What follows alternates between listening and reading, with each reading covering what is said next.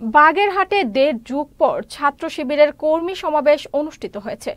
শনিবার শহরের স্বাধীনতা উদ্যানে ছাত্র শিবিরের কর্মী সভায় প্রধান অতিথি ছিলেন শিবিরের কেন্দ্রীয় সভাপতি মনজুরুল ইসলাম, জেলা সভাপতি নাজমুল হাসান সাইফ, জেলা জামাতের আমির মাওলানা রেজাউল করিম ও নায়েবে আমির অ্যাডভোকেট আব্দুল ওয়াদুদ সহ ছাত্র শিবিরের কয়েক হাজার নেতাকর্মী সমাবেশে উপস্থিত ছিলেন।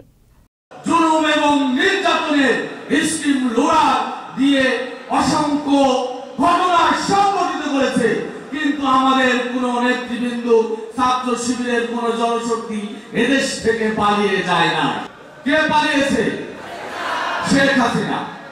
কাজেই যারা নিজেদের নেতাকর্মী বাহিনীকে অনিরাপদ রেখে পালাতে পারে, আর যাই হোক, এ জাতি তাদেরকে আর কোনোদিন গ্রহণ করবে না ইনশাআল্লাহ।